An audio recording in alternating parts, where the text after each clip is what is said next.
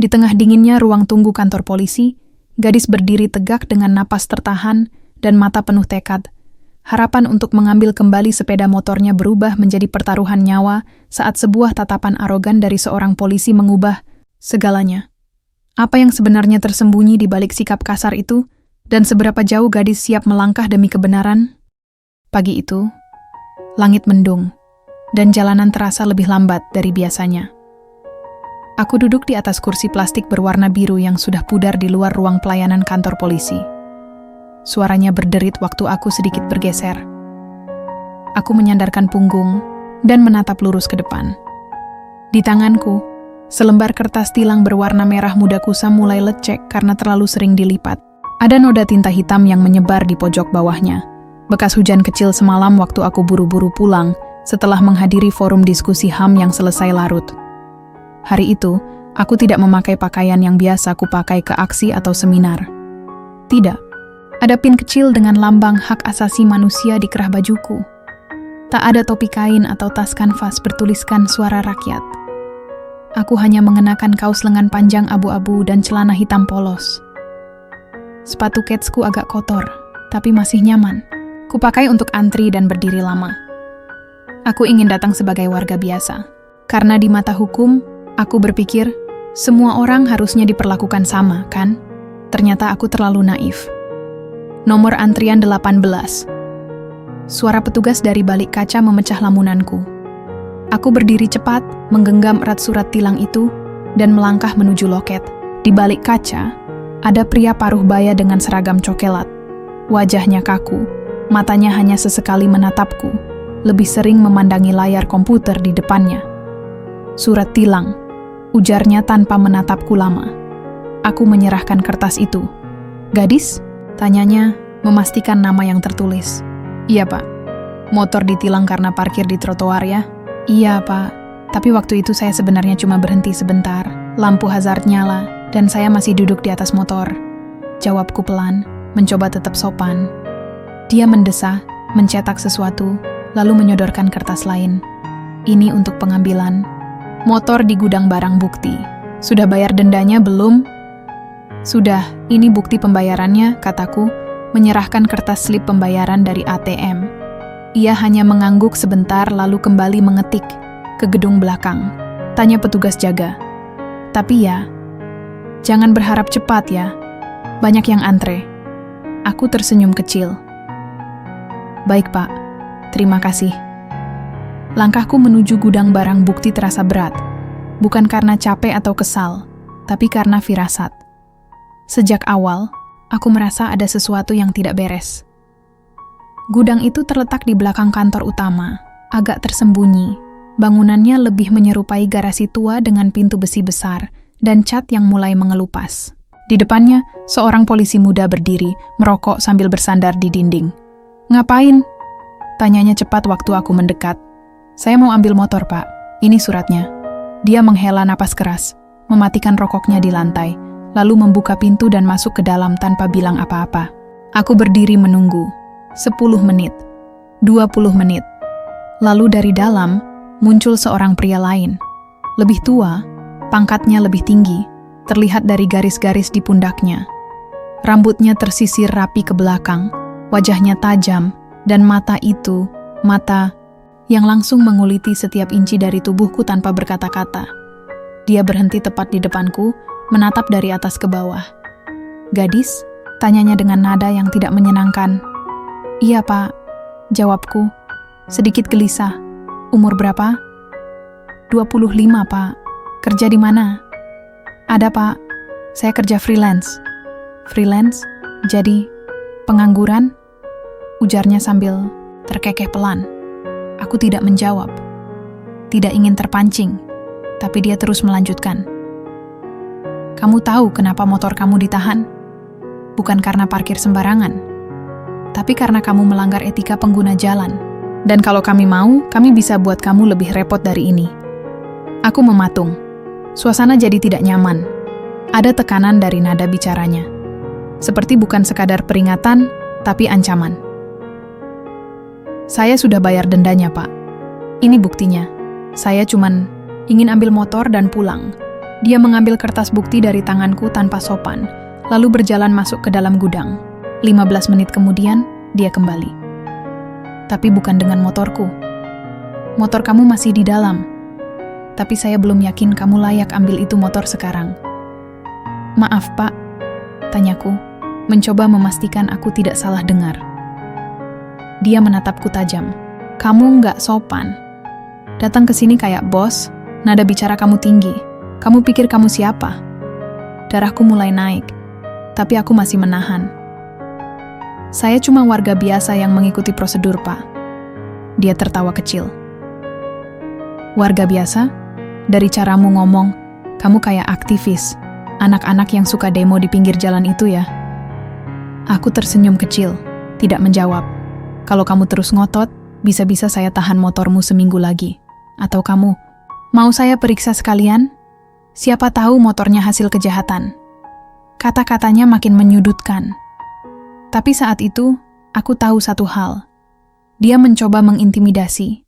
Dan orang seperti itu hanya takut pada satu hal. Kebenaran yang terekspos. Aku menatap, matanya dengan tenang. Kalau begitu, saya minta surat penahanan tambahan. Dan saya akan lapor ke pihak berwenang mengenai perlakuan ini. Dia membeku sejenak. Lapor? Ke siapa? Aku tersenyum. Saya tahu harus kemana.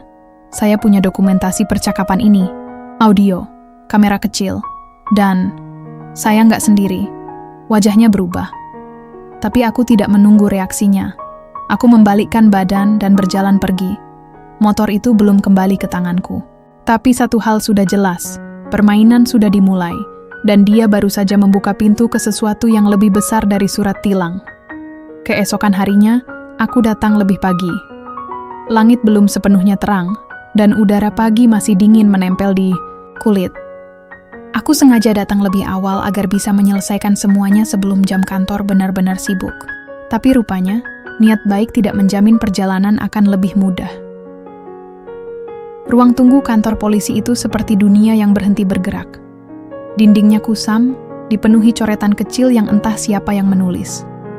Beberapa kursi plastik tampak rusak di bagian sandaran, dan kipas angin tua yang menggantung di langit-langit hanya berputar pelan, seperti malas bekerja.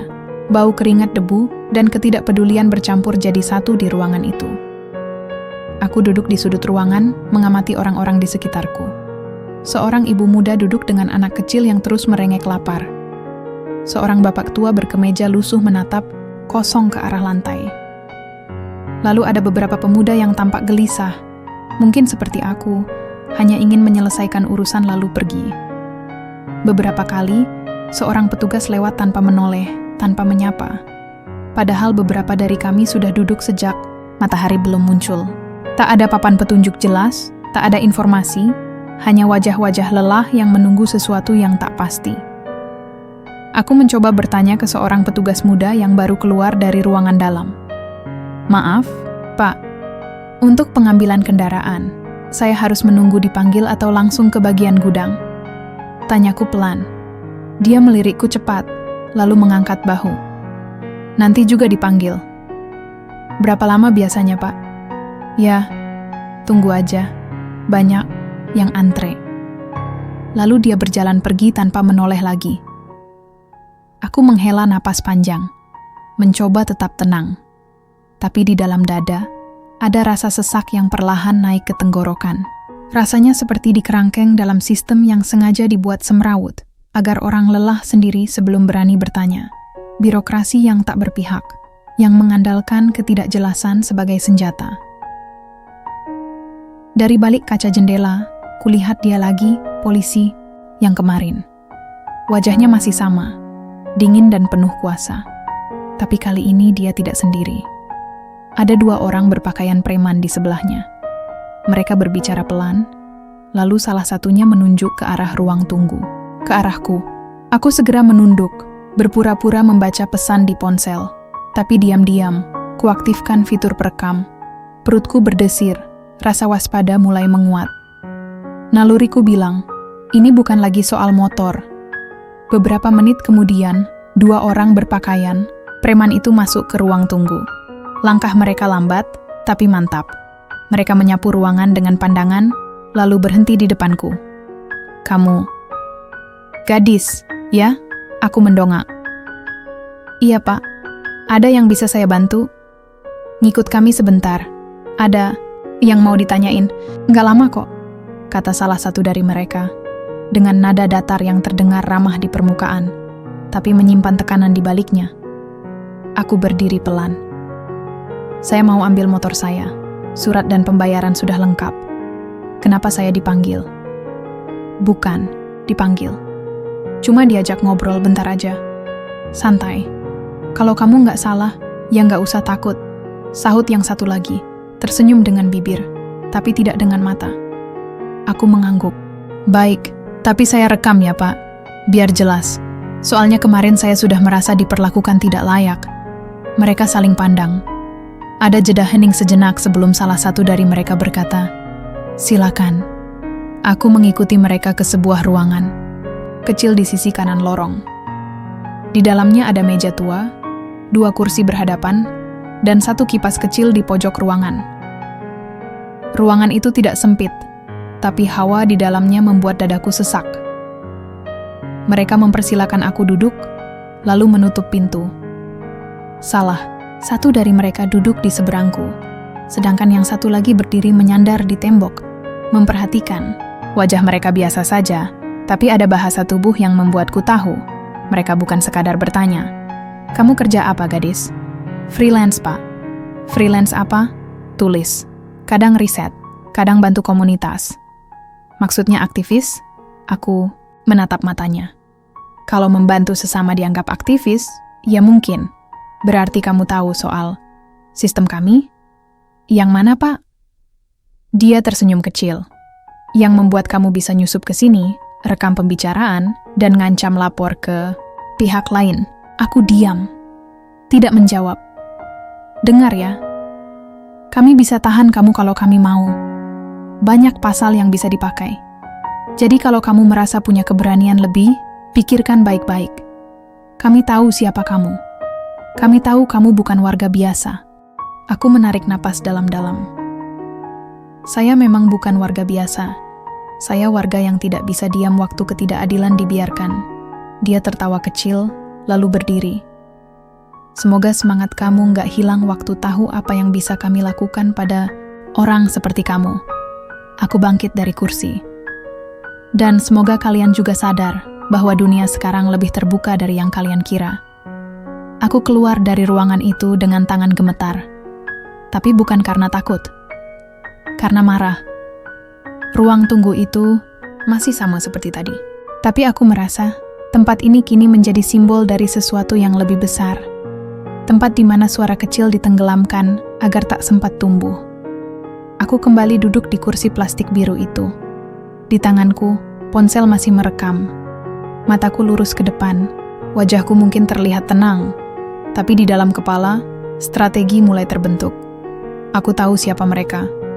Tapi lebih penting, aku tahu siapa diriku.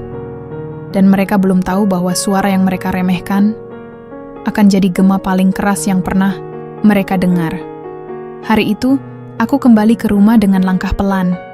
Matahari sudah naik tinggi, tapi tubuhku terasa dingin. Jalanan yang biasanya kulalui tanpa banyak pikiran kini tampak berbeda. Setiap motor patroli yang lewat, setiap seragam coklat yang kulihat, terasa seperti pengingat bahwa aku sedang menantang sesuatu yang lebih besar dari egoku sendiri. Di kamar kontrakan kecilku, aku duduk di depan laptop, menyalin rekaman pembicaraan dari ponsel. Suaranya terdengar jelas, intimidasi yang dibungkus seolah nasihat, tekanan yang diselipkan dalam tawa pelan. Tidak perlu menambahkan atau mengedit apapun. Fakta yang telanjang sudah cukup untuk membuka mata siapapun yang mendengarnya. Sambil memutar ulang rekaman itu, aku menulis. Jemariku menari di atas keyboard. Judul artikelnya kuberi nama "Tertahan Karena Kebenaran", ketika ruang publik jadi alat intimidasi. Kalimat-kalimatnya tidak berapi-api, tapi tegas. Aku tidak menulis sebagai korban. Aku menulis sebagai saksi dan pelawan. Setiap detail aku tulis dengan cermat.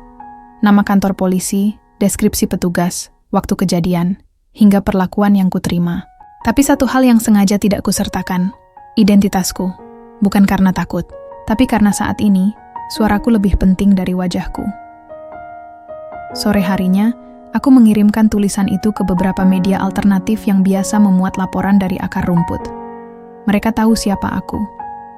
Kami pernah bekerja sama sebelumnya, diam-diam, untuk mengangkat kasus warga kecil yang ditindas sistem. Hanya dalam 2 jam, salah satu dari mereka membalas, "Ini penting, kami akan naikkan besok. Tetap hati-hati gadis, dunia mereka bisa gelap, tapi kita punya cahaya." Aku tersenyum tipis membaca pesan itu, lalu menyandarkan tubuh di kursi kayu reyot yang mulai aus dimakan waktu. Tak lama, ponselku berbunyi. Nomor tak dikenal. "Halo?" Sapaku pelan. "Gadis?" Suara laki-laki. Dalam, teratur, tapi asing. "Ya, ini saya." "Maaf, ini siapa?" "Saya dari pihak yang tertarik dengan kasus kamu. Kami juga sedang mengumpulkan bukti soal dugaan penyimpangan di lingkungan aparat. Bisa bicara?" Aku diam sejenak. Instingku campur aduk. Tapi akhirnya aku menjawab, "Bisa. Tapi lewat teks dulu, ya. Kirimkan identitasmu." Tak lama, pesan WhatsApp masuk. Ia mengaku bagian dari lembaga investigasi independen yang selama ini bergerak di bawah radar. Mereka sering mendukung aktivis yang mengalami tekanan saat mengungkap penyalahgunaan wewenang. Aku pernah dengar nama organisasinya. Reputasinya bersih, tapi tetap saja aku tidak mau gegabah. Aku hanya menjawab, "Saya akan pertimbangkan. Tapi saat ini saya bergerak sendiri. Terima kasih." Malamnya, artikelku tayang. Judulnya langsung menyebar. Grup-grup diskusi, forum HAM, hingga akun-akun media sosial aktivis ikut membagikan. Aku memantau diam-diam, tidak ikut berkomentar, hanya membaca. Banyak yang marah, banyak pula yang merasa pengalaman itu sangat dekat dengan mereka. Beberapa mengirim pesan dukungan lewat DM. Ada juga yang bertanya, "Siapa penulisnya?" Aku diam, tidak menjawab. Biarlah mereka bertanya. Untuk sekarang, suara itu harus tetap anonim. Tapi ternyata suara yang kuat bisa mengganggu yang selama ini terbiasa diam di atas. Keesokan harinya, aku datang lagi ke kantor polisi. Kali ini bukan untuk mengambil motor. Aku sudah tahu mereka belum akan memberikannya. Aku datang untuk mengukur keberanian mereka setelah artikel itu menyebar. Tapi rupanya, suara yang kutebar tidak hanya mengguncang mereka, ia juga memukul balik ke arahku. Begitu aku masuk ke halaman kantor, 2 orang polisi menghampiri. Salah, satunya menyodorkan tangan seolah menyambut. Tapi aku tahu gestur itu bukan sambutan. "Gadis, ikut kami sebentar. Ada yang perlu diklarifikasi." Aku menarik napas. "Terkait apa, Pak? Sudah banyak yang kamu tulis di media, kan? Sekarang, waktunya kamu dengar dari sisi kami." Aku diam. Sejenak berpikir. Mereka tak bisa menahan aku tanpa alasan. Tapi aku tahu, mereka bisa menciptakan alasan. Dan saat sistem berpihak pada mereka, aku hanya seorang wanita biasa yang akan disudutkan dengan mudah. "Boleh saya rekam percakapannya?" tanyaku. Senyum salah satu dari mereka melebar. "Rekamlah sepuasmu. Tapi jangan harap semua orang suka kamu terlalu vokal." Ruangan yang mereka bawa aku masuk lebih gelap dari kemarin. Tidak ada jendela, hanya lampu kuning buram yang menggantung di tengah ruangan.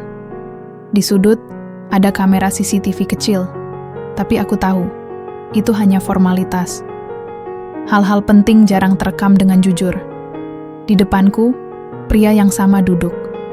Polisi yang dulu mengejekku dengan pertanyaan-pertanyaan tak pantas. Kali ini, ia tidak tertawa. "Kamu pikir kamu siapa?" tanyanya pelan, tapi nada suaranya tajam. "Saya warga negara yang menuntut hak saya." Jawabku tenang. "Kamu sudah tulis banyak hal. Kamu tahu akibatnya?" "Saya tahu. Dan saya siap." Dia berdiri, menepuk meja. "Kamu pikir publik akan berpihak padamu?" Terus, suara itu bisa dipotong, dipelintir. "Kalau kami bilang kamu memfitnah, kamu bisa diproses." Aku menatap matanya, tidak gentar. Silakan, tapi saya punya bukti, rekaman, saksi, dan juga dokumentasi. Dia mematung. Mungkin tidak menyangka aku seberani ini. Main kamu jauh ya sekarang. Sudah bukan sekadar anak-anak demo. Aku tersenyum tipis. Saya sudah bukan anak-anak. Dan saya juga tidak sendiri. Ia tertawa, tapi matanya tidak ikut tertawa. Kemudian ia bersandar, menatapku lama.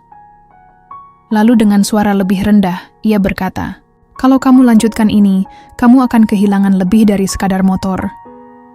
Ancaman itu menempel di kepalaku, bahkan setelah aku keluar dari ruangan. Langit siang itu terang, tapi terasa dingin. Dunia di sekitarku masih berjalan seperti biasa. Pedagang asongan, suara klakson, ibu-ibu yang menjemput anak. Tapi aku tahu, setelah hari itu, segalanya akan berubah. Mereka tahu siapa aku, dan mereka sedang mencari cara untuk membuat suaraku berhenti. Aku duduk di meja kerja yang sempit, lampu belajar kuning menyinari wajahku yang letih. Di luar, suara anjing menggonggong sesekali memecah malam, bersahutan dengan motor-motor lewat yang tak pernah benar-benar berhenti. Di dalam kamar kontrakan ini, hanya ada aku, ketakutan, dan keteguhan. Sejak hari itu di kantor polisi, langkahku semakin hati-hati. Bukan karena gentar, tapi karena aku tahu permainan ini mulai berubah arah. Mereka tak hanya ingin menakutiku, mereka ingin membungkamku, tapi aku juga berubah. Aku tidak lagi sekadar perempuan muda yang datang menuntut motornya. Aku kini adalah saksi dari sistem yang bobrok, dan pelan-pelan aku membangun ulang senjataku. Kebenaran. Aku mulai menghubungi beberapa nama lama yang pernah menjadi rekan satu perjuangan saat kuliah dulu. Orang-orang yang pernah berdiri di garis depan demonstrasi, yang pernah tidur di tenda-tenda protes, yang tahu rasanya ditolak oleh sistem tapi tetap memilih melawan. Salah satunya adalah Damar. Dulu dia jurnalis kampus, yang tulisannya pernah membuat rektor kami terguncang. Setelah lulus, dia masuk ke media kecil yang fokus mengangkat isu pelanggaran kekuasaan. Aku mengirim pesan singkat padanya. Aku butuh bantuan. Ada kasus serius. Aku nggak bisa kerja sendiri. Tak sampai 10 menit, dia membalas. Kamu di mana? Aku datang. 3 jam kemudian, Damar duduk di depanku. Matanya menatap penuh perhatian saat aku menceritakan semuanya. Dari pengambilan motor yang berujung pelecehan, hingga ancaman yang mereka sampaikan dengan santai seolah itu hal biasa. Damar mengangguk pelan. Mereka mulai takut. Aku juga takut, Mar. Tapi bukan takut pada mereka. Aku takut kalau aku diam, ini akan jadi cerita yang berulang lagi untuk perempuan lain. Ia menarik napas, lalu mengeluarkan laptop dari ranselnya. Kita mulai dari bukti. Kamu punya rekaman? Aku mengangguk, lalu memberikan salinan file audio dan catatan kronologis yang sudah kususun. Damar bekerja cepat, teliti, seperti biasa.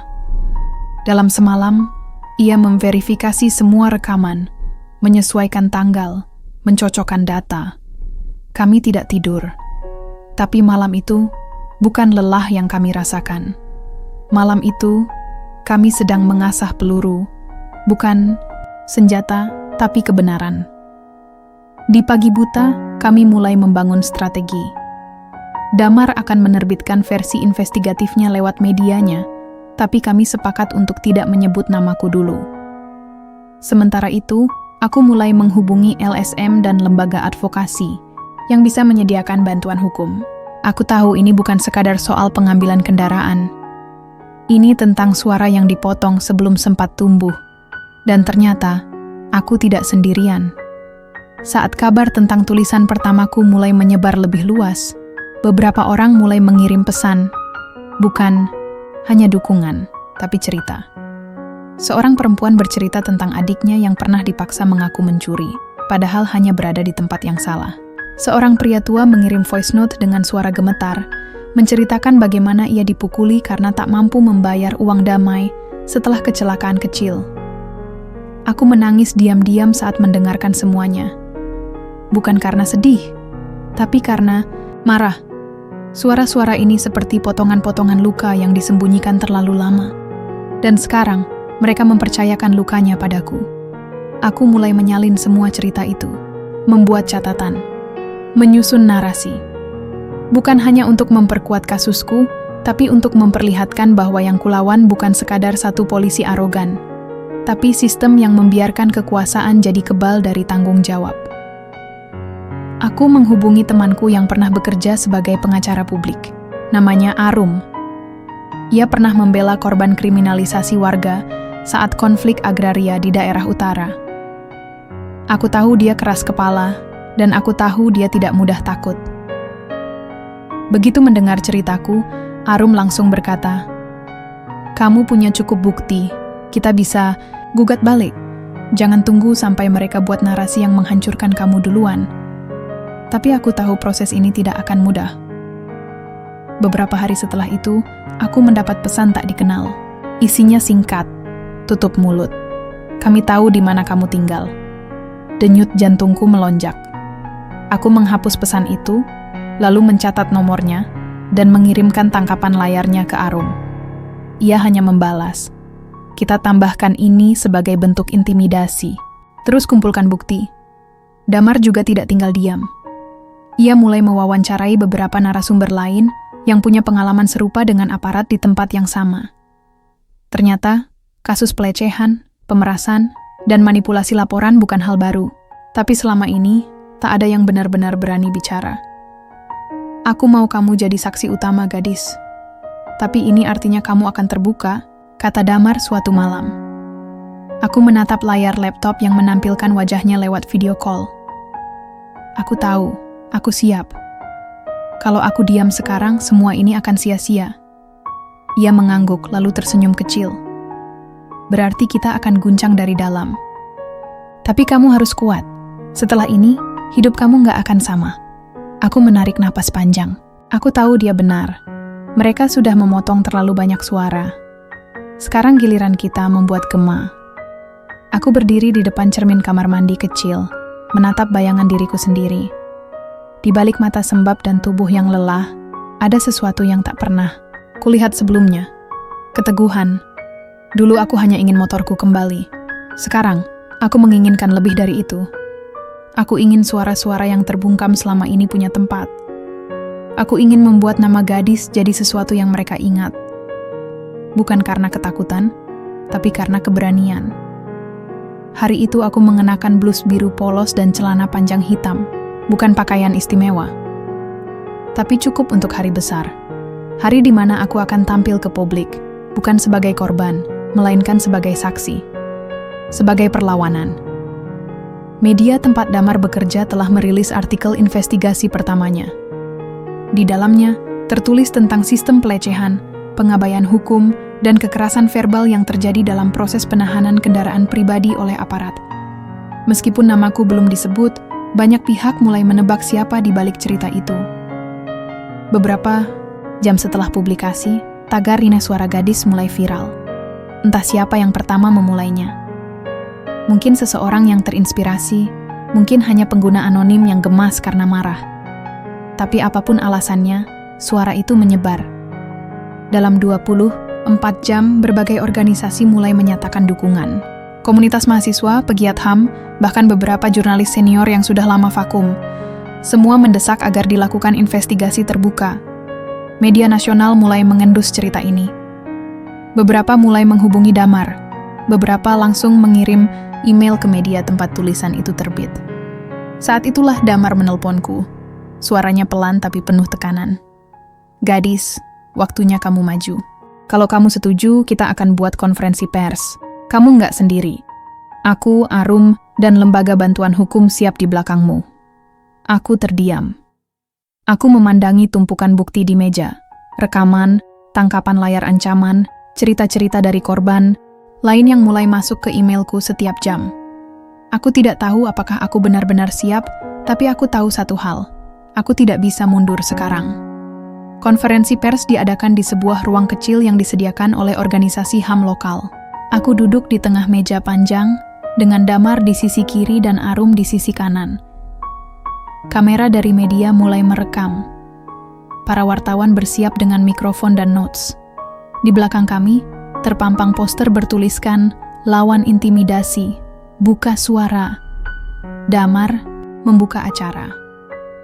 Suaranya tenang, penuh data. Ia menjelaskan kronologi, memperlihatkan bukti, dan menyampaikan bahwa tindakan aparat yang dialami oleh gadis adalah bentuk pelanggaran serius terhadap hak warga sipil. Arum menambahkan sisi hukum, bahwa pelecehan, ancaman, dan penahanan barang pribadi tanpa proses hukum jelas merupakan pelanggaran yang bisa digugat secara hukum. Lalu giliran aku bicara, tanganku dingin, tapi saat mikrofon didekatkan, suara dalam. Diriku mendorong keluar kalimat pertama. Nama saya Gadis. Saya bukan orang penting, saya bukan tokoh besar, tapi saya adalah warga negara, dan saya punya hak untuk diperlakukan dengan hormat. Ruangan hening, kamera mengarah padaku. Beberapa waktu lalu saya datang ke kantor polisi untuk mengambil sepeda motor saya yang ditahan. Tapi yang saya temukan bukan proses hukum yang adil, melainkan pelecehan, intimidasi, dan ancaman. Saya diperlakukan seolah saya tak berdaya. Tapi hari ini, saya berdiri di sini, bukan sebagai korban, tapi sebagai perlawanan. Aku mengambil napas dalam-dalam. Saya tahu suara saya mungkin kecil, tapi suara kecil ini sudah cukup untuk mengusik yang terbiasa merasa berkuasa. Dan jika saya bisa berdiri di sini hari ini, maka perempuan lain yang pernah mengalami hal serupa juga bisa. Kita harus berhenti diam, kita harus bicara, karena diam adalah cara mereka menang. Beberapa jurnalis mulai mencatat dengan cepat. Ada yang merekam dari ponselnya. Arum menyentuh tanganku pelan, mengisyaratkan bahwa aku melakukan hal yang benar. Konferensi itu hanya berlangsung selama 40 menit. Tapi setelahnya, dunia seolah bergerak lebih cepat. Berita itu meledak. Gadis kini menjadi nama yang tak asing lagi di berbagai media sosial. Artikel investigasi yang ditulis Damar dibaca puluhan ribu kali. Lembaga-lembaga pemerintah mulai mengeluarkan pernyataan, sebagian normatif, sebagian mengaku akan mengevaluasi proses. Tapi tidak semua senang. 3 hari setelah konferensi, 2 orang yang mengaku sebagai petugas datang ke kontrakanku. Mereka tidak memakai seragam. Salah satunya mengetuk pintu dengan keras, lalu berseru dengan suara keras. Kami ingin bicara, hanya sebentar. Aku tidak membukakan pintu. Aku menelpon Arum yang segera meminta aku tetap di dalam dan merekam semuanya. Aku juga mengirim pesan ke Damar, yang langsung menyuruh seorang relawan dari komunitasnya datang menemaniku. Malam itu aku tidur dengan lampu menyala. Jantungku berdebar setiap mendengar suara langkah di luar. Tapi aku tidak sendiri. Damar datang dengan beberapa teman aktivis. Mereka berjaga di depan kontrakan, bergantian. Beberapa membawa handycam. Beberapa hanya duduk dan mengobrol keras-keras seolah menunjukkan pada dunia. Kami lihat kalian. Malam itu aku sadar satu hal. Aku sudah melewati batas yang tak bisa kembali. Tapi anehnya, aku tidak merasa menyesal. Bahkan dalam ketakutan, ada kekuatan aneh yang muncul. Seolah aku sedang berdiri di tempat yang benar. Keesokan harinya, aku dihubungi oleh seorang reporter dari salah satu media nasional. Kami ingin wawancara eksklusif dengan Gadis.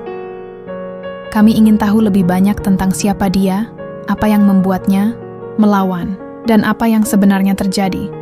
Aku duduk termenung cukup lama setelah menutup panggilan. Wajahku yang lelah terpantul di layar ponsel. Aku menatap pantulan itu sambil bergumam sendiri. Kalau mereka ingin tahu siapa aku, maka aku akan tunjukkan. Bukan karena aku ingin terkenal, tapi karena aku ingin semua orang tahu, suara ini tidak akan padam. Hari itu aku mulai menulis lagi. Bukan artikel, bukan kronologi, tapi pengakuan. Sebuah catatan tentang keberanian, ketakutan, dan alasan mengapa aku tidak bisa lagi diam. Karena nama Gadis akan mereka ingat. Bukan sebagai orang yang tunduk, tapi sebagai orang yang berdiri. Ada bunyi ketukan pintu di dini hari, saat langit masih gelap, dan tubuhku baru saja mulai memejam. Aku terbangun dengan jantung berdegup kencang, seperti ada sirene yang meraung dalam tubuhku sendiri. Aku diam, mendengarkan. 1, 2, 3 ketukan lagi. Lalu suara dari luar pintu, berat dan sengaja ditekan rendah. "Gadis, kami ingin bicara. Hanya sebentar." Tubuhku menegang. Bukan karena aku tak tahu siapa mereka, tapi karena aku tahu terlalu baik, aku tak menjawab, tak bergerak.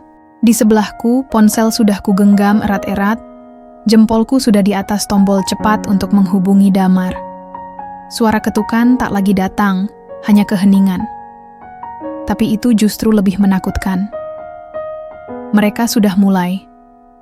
Keesokan harinya, sebuah berita bohong menyebar di media lokal, berjudul, "Perempuan yang viral, ternyata pernah terlibat kasus penipuan."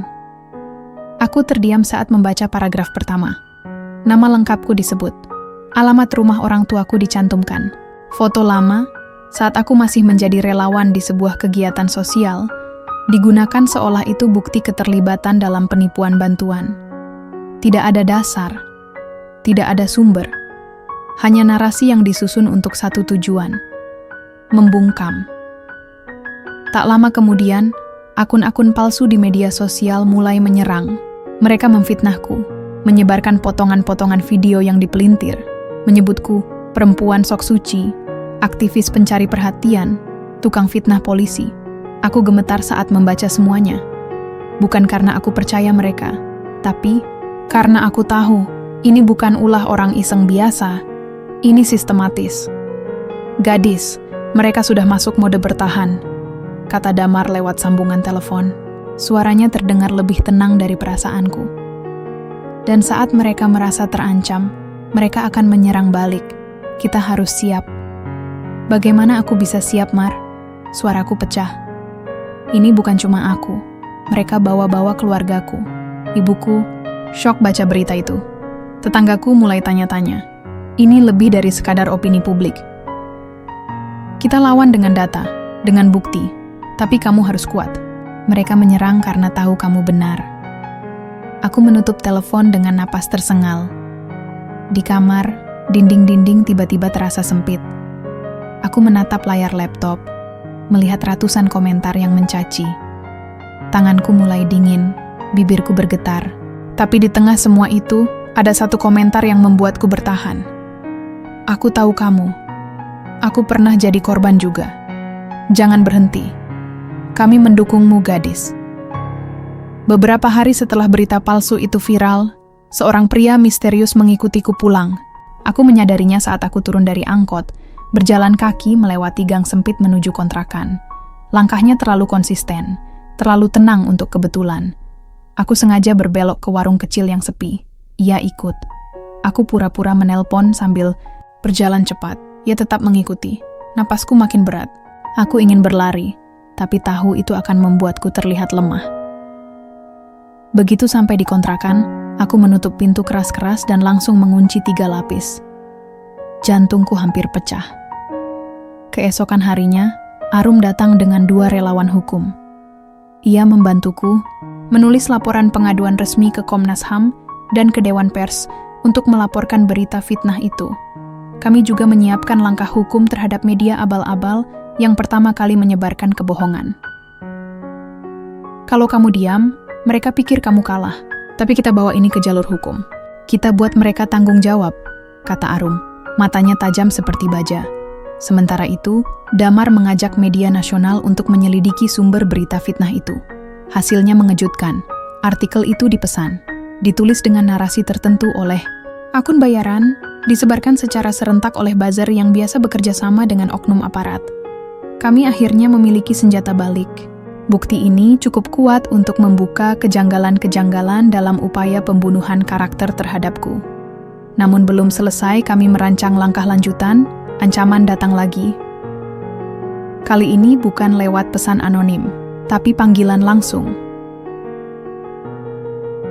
Seseorang dari nomor tak dikenal meneleponku.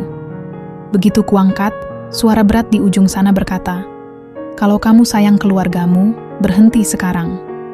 Kami bisa bikin kamu hilang tanpa jejak." Aku membeku. Selama beberapa detik, dunia seolah berhenti berputar. Aku tak bisa bernapas, tak bisa bicara, tapi aku juga tak bisa menangis. Ancaman itu bukan lagi tentang aku. tapi tentang orang-orang yang kucintai. Aku langsung menghubungi Arum dan Damar. Kami sepakat memperketat pengamanan. Kontrakan kecilku dijaga bergantian oleh teman-teman jaringan, aktivis. Aku juga mulai tinggal berpindah-pindah. Malam ini di tempat Arum, besok bisa di rumah relawan lain. Aku merasa seperti pelarian, tapi bukan karena aku bersalah. Justru karena aku berani menyuarakan yang benar. Di tengah semua ini, aku menulis lagi. Kali ini bukan untuk media, tapi untuk diriku sendiri.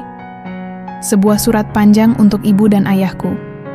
Dalam surat itu, aku menulis, "Kalau suatu saat aku tidak bisa bicara lagi, tolong tahu bahwa aku tidak pernah menyesal. Aku hanya ingin satu hal, agar perempuan lain tidak harus merasakan yang aku rasakan. Agar ketidakadilan tidak terus tumbuh karena kita terlalu takut melawan. Aku tidak ingin kalian khawatir, tapi aku juga tidak bisa diam." Surat itu kusimpan, di email, kusetel, untuk otomatis terkirim ke mereka jika aku tak aktif selama beberapa hari. Begitu jauh aku sudah melangkah. Dan jalan ini semakin gelap. Tapi dalam gelap itu, ada suara-suara yang mulai menyala. Gadis-gadis lain mulai menulis.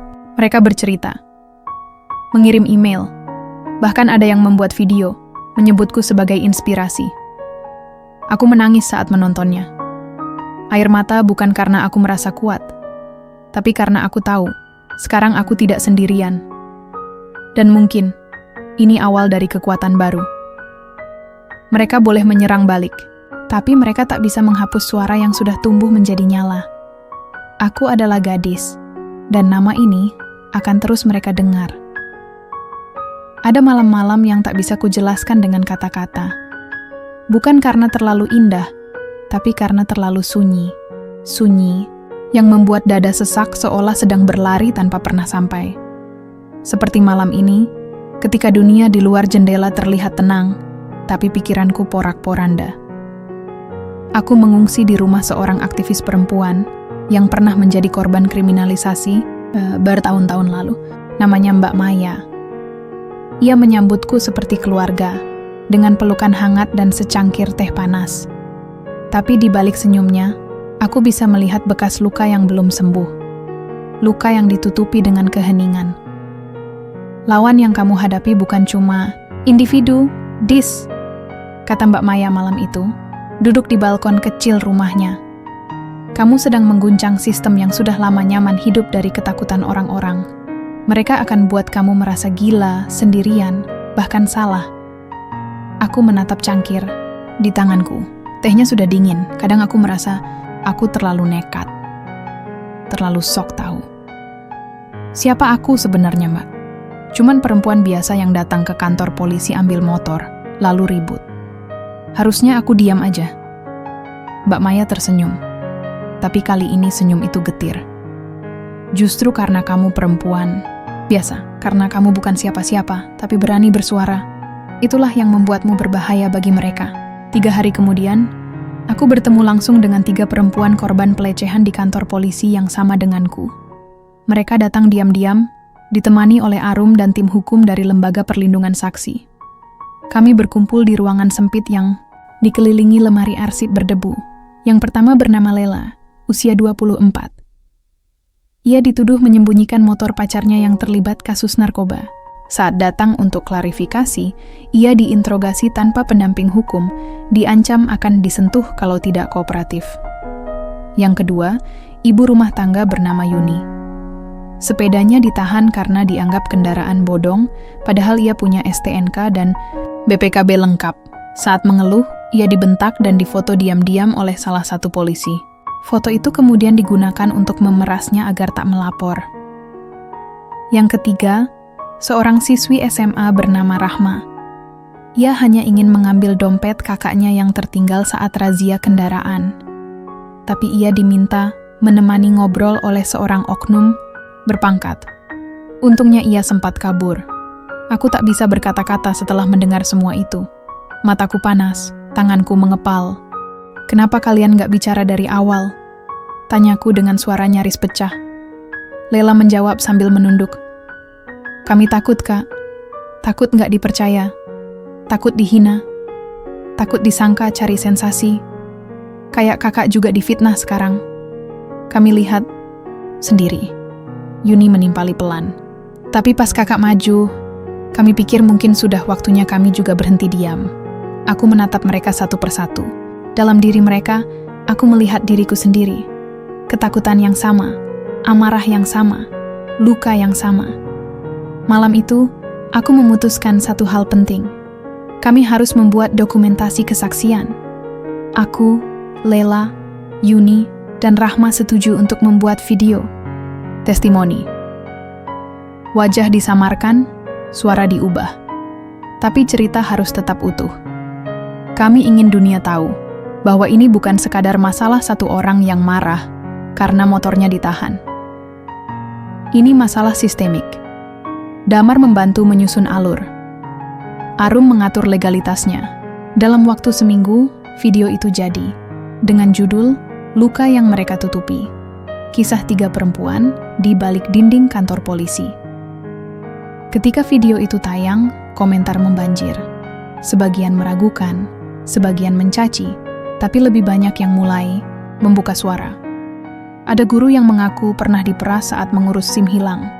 Ada penjual sayur yang dipalak saat mengantar dagangan malam hari. Ada pengemudi ojek online yang dipaksa bayar uang rokok setiap kali lewat pos jaga. Tiba-tiba aku sadar, kami bukan minoritas.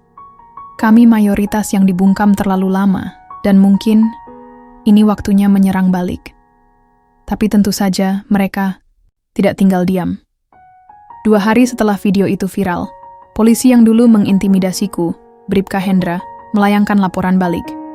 Ia menuduhku melakukan pencemaran nama baik, menyebarkan berita bohong, dan menghasut publik untuk membenci aparat. Surat panggilan pun datang ke rumah ibuku di kampung. Ibuku menelpon sambil menangis. "Gadis, ini apa nak? Kenapa ada surat panggilan dari polisi? Kamu kenapa sih sampai begini?" Aku tak bisa menjawab dengan kalimat utuh. Hanya bisa bilang, "Maaf bu, tapi ini bukan salahku. Aku cuma ingin bilang yang benar." Setelah menutup telepon, aku tak tahan lagi. Aku menangis sepuas-puasnya. Bukan karena takut pada surat panggilan itu, tapi karena aku harus menyeret keluargaku ke dalam badai yang kubuat. Malam itu, Damar datang menemuiku.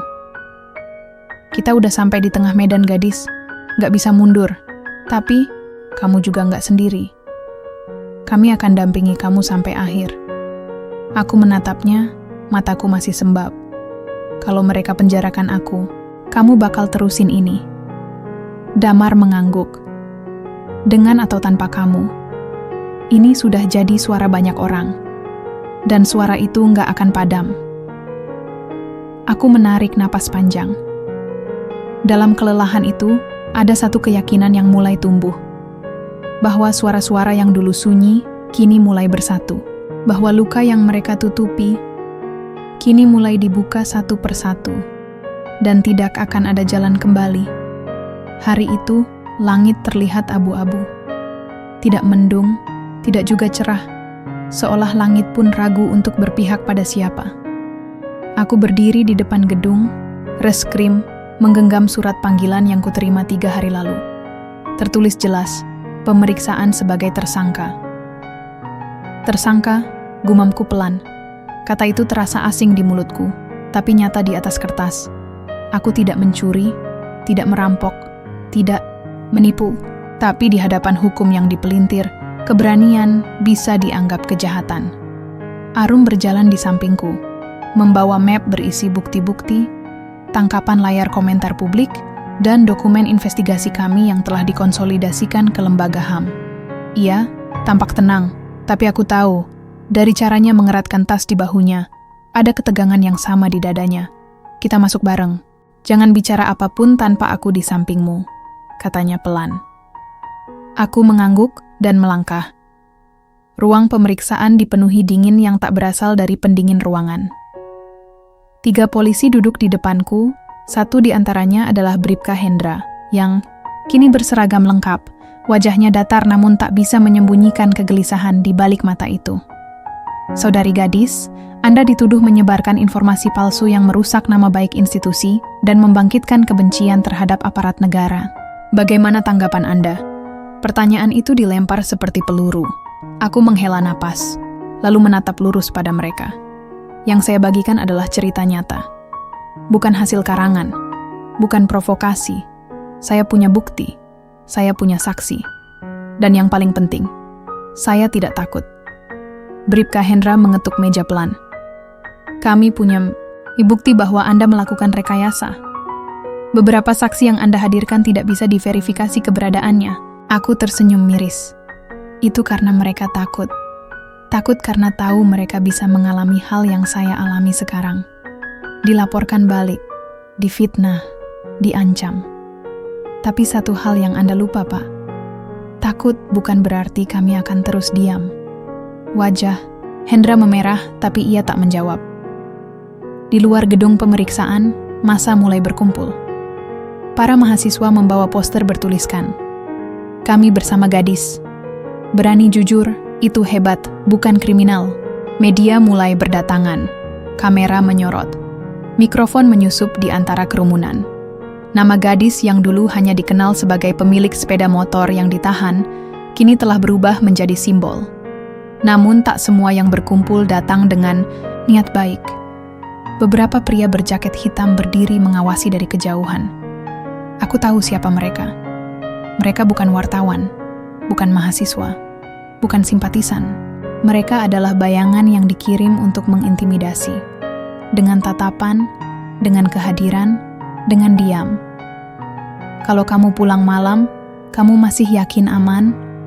Salah satu dari mereka berbisik saat aku melewati tangga keluar. Telingaku menangkapnya, tapi aku tetap berjalan. Kepalaku tegak, meski lututku goyah. Sore harinya, aku menerima kabar mengejutkan. Salah satu saksi yang sudah bersedia tampil di video testimoni, Lela, mendadak ditahan dengan tuduhan pencemaran nama baik terhadap lembaga negara. Tak ada surat pemanggilan sebelumnya. Tak ada pengacara yang mendampingi. Ia langsung dibawa, seperti kriminal. Aku terpukul. Ini bukan lagi tentangku. Ini tentang mereka yang berani karena aku, dan kini diserang karena keberanian itu. Mereka nggak peduli sama hukum, Dis. Mereka cuma peduli siapa yang bisa mereka bungkam lebih dulu, kata Arum sambil berjalan mondar-mandir di ruang kerjanya. Aku duduk terdiam, dadaku sesak. Aku harus lakukan sesuatu, bisiku. Aku nggak bisa biarkan Lela sendirian. Arum menatapku tajam. Dan kamu mau apa? Masuk juga ke dalam sel. Jangan bodoh. Kita harus main cerdas, bukan main nekat. Aku diam, tapi pikiranku berputar cepat. Malam itu, aku mengadakan siaran langsung di media sosial. Aku tahu risikonya, tapi aku juga tahu ini satu-satunya cara untuk membuka mata publik seluas-luasnya. Dalam siaran itu, aku tidak menyebutkan nama oknum. Aku tidak menyerang institusi. Aku hanya menceritakan ulang apa yang telah kami alami. Tentang Lela, tentang Yuni, tentang Rahma, tentang aku, tentang ratusan pesan yang masuk, berisi kisah serupa. Jika mengatakan kebenaran dianggap menghina, maka kita semua akan terus jadi korban diam, ucapku, menahan tangis. Aku tidak butuh pujian. Aku butuh kita semua sadar bahwa yang salah bukan mereka yang bicara, tapi mereka yang menyakiti. Siaran itu ditonton lebih dari 100.000 orang dalam waktu semalam. Media nasional mulai mengambil potongan video. Tokoh-tokoh publik menyuarakan dukungan. Beberapa politisi ikut bicara. Tiba-tiba, kasus yang dulu dianggap kecil berubah jadi isu nasional. 2 hari kemudian, Lela dibebaskan.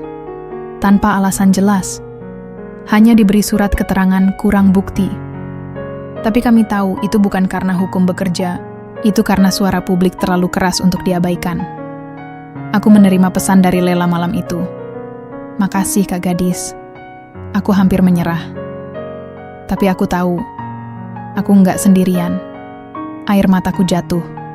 Bukan karena sedih, tapi karena bahagia yang sakit, sejenis rasa lega yang datang setelah melewati badai paling buruk. Namun aku tahu, perjuangan ini belum selesai. Karena dalam sistem yang busuk, satu suara tidak cukup. Tapi satu suara bisa jadi awal. Dan aku, gadis, memilih untuk tetap jadi suara itu, meski nyawaku jadi taruhan. Sudah 2 minggu sejak Lela dibebaskan. 2 minggu sejak aku menjadi bahan berita, pembicaraan, pujian, dan juga cibiran. Dunia bergerak cepat setelah badai. Tapi bagi orang yang pernah berada di tengah pusaran, waktu seperti diam di satu titik, hening, menggantung, dan lambat. Aku kembali ke kamar kosku yang sempit dengan tembok yang dulu penuh coretan harapan. Di sana ada tulisan yang kutempel sejak awal perjuangan, berani karena benar. Tapi kini, kalimat itu terasa seperti bekas luka. Bukan karena aku menyesal, tapi karena aku lelah. Semua orang sibuk membicarakan kemenanganku, padahal yang ku tahu hanya satu. Aku masih belum mendapatkan motorku kembali. Ironis, bukan? Aku memulai ini semua hanya untuk mengambil motorku. Sebuah kendaraan butut yang jadi alatku kemana-mana. Tapi perjalanan ini membawaku pada hal yang jauh lebih besar dan lebih menguras jiwa. Malam itu aku duduk sendiri. Di kamar hanya ada suara kipas angin tua dan nyanyian serangga dari jendela kecil. Aku membuka laptop, mencoba menulis ulang semua yang sudah terjadi. Bukan untuk diunggah, bukan untuk dikirim ke media, tapi hanya untukku sendiri. Aku butuh mengingat sebelum semuanya tenggelam dalam ingar-bingar yang dikendalikan orang lain. Hari ini aku sadar bahwa menjadi suara itu bukan hanya tentang berbicara, tapi juga mendengarkan. Tentang tahu kapan harus maju, kapan harus berhenti, dan kapan harus sembuh. Ternyata keberanian tidak selalu berarti melawan di depan umum. Kadang, keberanian adalah tetap berdiri meski ingin rebah, tetap tersenyum meski patah. Air mataku menetes pelan. Bukan karena sedih, tapi karena aku membiarkan diriku merasa. Setelah semua gemuruh itu, aku butuh hening. Butuh memeluk diriku sendiri. Besoknya, aku diajak Arum untuk menghadiri forum diskusi HAM di salah satu universitas. Aku sempat ragu. Aku bukan akademisi. Aku bukan aktivis senior. Aku hanya gadis. Perempuan yang awalnya cuma ingin ambil motornya, yang ditahan. Tapi Arum menatapku dengan keyakinan. Kamu nggak datang sebagai ahli, Dis. Kamu datang sebagai saksi hidup. Aku akhirnya setuju. Saat tiba di auditorium, mataku membelalak. Puluhan kursi terisi. Ada mahasiswa, jurnalis, dosen, dan bahkan beberapa aparat berseragam duduk di belakang. Aku merasakan jantungku berdetak di tenggorokan. Moderator memintaku bercerita, bukan orasi, bukan kuliah umum, hanya cerita. Jadi aku bercerita tentang pagi itu di kantor polisi, tentang tatapan meremehkan, suara yang merendahkan, dan tekanan yang menusuk, tentang rasa takut yang berubah jadi marah, tentang Lela, tentang Rahma, tentang suara-suara yang sempat diam, tapi kini mulai berani berbicara. Saat aku selesai, ruangan sunyi beberapa detik. Lalu seseorang berdiri dan bertepuk tangan, disusul oleh yang lain. Tak lama, seluruh ruangan berdiri. Aku tak tahu harus bagaimana. Ingin menangis tapi juga ingin tertawa. Yang ku tahu hanya satu, aku diterima. Aku dipercaya, dan rasanya seperti pulang. Sepulang dari acara itu, aku duduk di trotoar kecil depan kos. Damar menyusul, membawa 2 bungkus nasi goreng dan sebotol teh dingin. Kamu tahu, Dis, katanya sambil menyuap. Dulu aku pikir pahlawan, itu yang pakai jubah, yang naik podium. Tapi sekarang aku tahu, pahlawan itu yang tetap bicara, meski tahu bakal dihancurkan. Aku hanya tersenyum. Dan tahu nggak? Kayaknya kamu nggak perlu nunggu kantor polisi balikin motor kamu. Lanjutnya. Aku menatapnya bingung. Maksudmu? Damar mengeluarkan kunci motor dari sakunya. Ini, dari Arum. Dikirim tadi sore. Ternyata setelah tekanan dari media dan pengacara, akhirnya mereka ngalah. Motor kamu dikembalikan. Tanganku gemetar saat menerima kunci itu. Sepeda motor tuaku mungkin sudah berdebu. Tapi di balik logam dan catnya yang pudar, ada sejarah. Ada luka. Ada cerita, lucu ya, gumamku. Butuh perjuangan seperti ini cuma untuk ngambil motor sendiri, Damar tertawa pelan. Tapi kamu juga dapat lebih dari sekadar motor, Dis. Kamu dapat suara. Kamu jadi suara. Aku mengangguk pelan. Tapi jauh di dalam hatiku, aku tahu. Aku juga kehilangan sesuatu. Aku kehilangan kepercayaan pada sistem yang seharusnya melindungi. Aku kehilangan sebagian kecil dari diriku yang dulu naif, yang berpikir bahwa semua bisa diselesaikan dengan baik-baik. Tapi mungkin itu harga dari jadi sadar. Malam itu aku menulis lagi. Aku tidak ingin dikenal sebagai korban. Aku tidak ingin dikenang sebagai pahlawan. Aku hanya ingin dikenal sebagai seseorang yang pernah bilang tidak pada ketidakadilan dan tidak menyesalinya. Kalau nanti aku lelah, ingatkan aku bahwa aku pernah berani. Kalau nanti aku takut, peluk aku dengan cerita ini. Karena suara ini bukan hanya milikku, tapi milik kita semua. Senja melukis langit dengan warna jingga yang lembut. Aku duduk di teras kos, menatap langit yang terbentang luas. Angin membawa aroma hujan yang belum turun, sejuk dan menenangkan. Ada sesuatu yang berbeda malam ini, sebuah kedamaian yang tak pernah kurasakan selama berbulan-bulan ini. Perjalanan panjang ini membawaku ke titik yang tak pernah kubayangkan. Dari seorang perempuan yang hanya ingin mengambil sepeda motornya, aku berubah menjadi simbol perlawanan. Tapi lebih dari itu, aku menjadi cermin bagi mereka yang terdiam, bagi mereka yang takut, dan bagi mereka yang berharap. Aku membuka pesan-pesan yang masuk setelah siaran langsungku beberapa waktu lalu.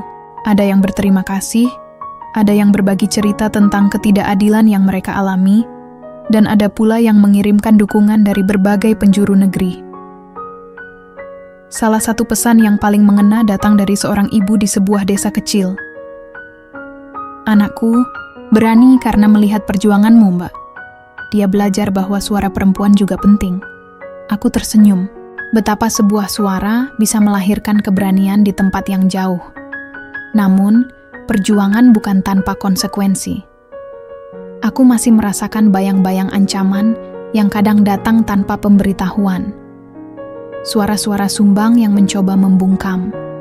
Intimidasi yang tersembunyi dalam kata-kata sopan, dan rasa lelah yang datang tanpa bisa dihindari. Tapi aku memilih untuk tetap berdiri.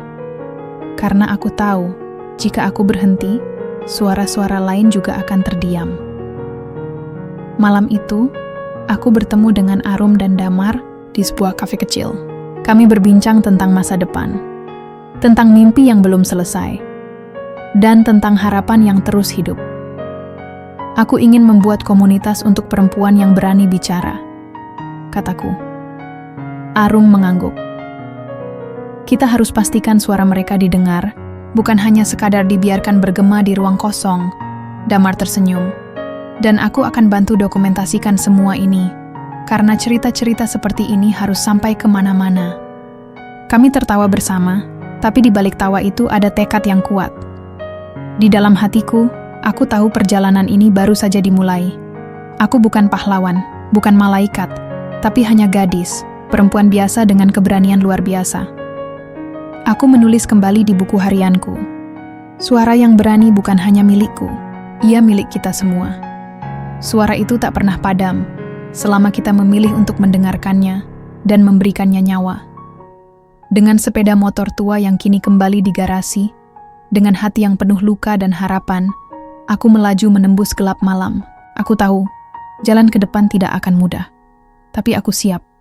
Karena aku percaya, setiap langkah kecil yang kuambil, setiap kata yang kuucapkan, adalah lentera kecil yang menolak gelap. Aku gadis. Aku berani. Dan suara ini akan terus hidup.